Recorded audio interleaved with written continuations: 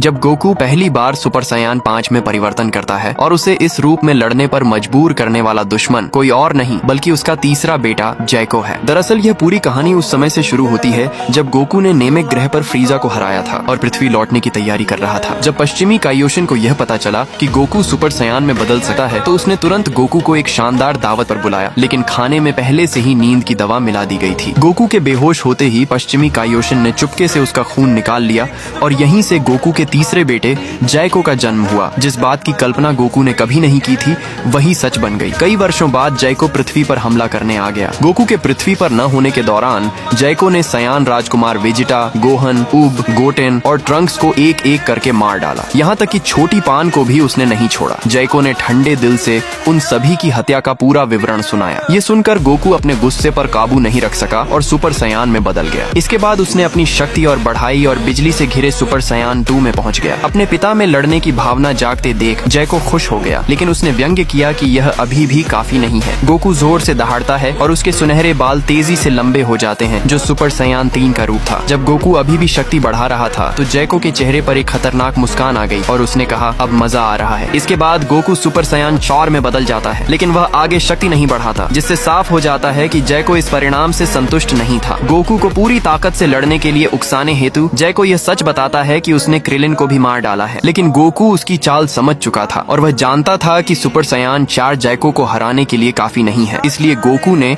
एक अलग आयाम में किए गए प्रशिक्षण से सीखे गए नए रूप को दिखाने का फैसला किया। अचानक गोकू के चारों ओर की हवा तेजी से घूमने लगती है। उसके चेहरे के भाव भयानक हो जाते हैं और उसकी आंखें पीले रंग से बदलकर खून लाल रंग की हो जाती हैं। एक लाल ऊर्जा उसके शरीर से विस्फोट की तरह बाहर निकलती है। यह देखकर जैको दंग रह जाता है और विश्वास नहीं कर पाता कि उसके पिता इतनी भयानक शक्ति दिखा सकते हैं। पूरी पृथ्वी जोर से कांपने लगती है और कान फाड़ देने वाली दहाड़ के बीच गोकू का पूरा शरीर आग जैसी लाल रोशनी में डूब जाता है। जैको एक ओर उत्साहित होता है तो दूसरी ओर उसे हल्का डर भी महसूस होता है, लेकिन जल्द ही और भी शक्तिशाली प्रतिद्वंद्वी से लड़ने की उसकी जन्मजात प्रवृत्ति उस पर हावी हो जाती है। यही वह परिणाम था जिसकी उसे तलाश थी। गोकू का शरीर तेजी से फूलने लगता है। एक विशाल वानर की दहाड़ के बाद वह फिर से मानव रूप में लौट आता है और ऊर्जा विस्फोट के समाप्त होते ही सुपर सायान 5 अंततः प्रकट हो जाता है।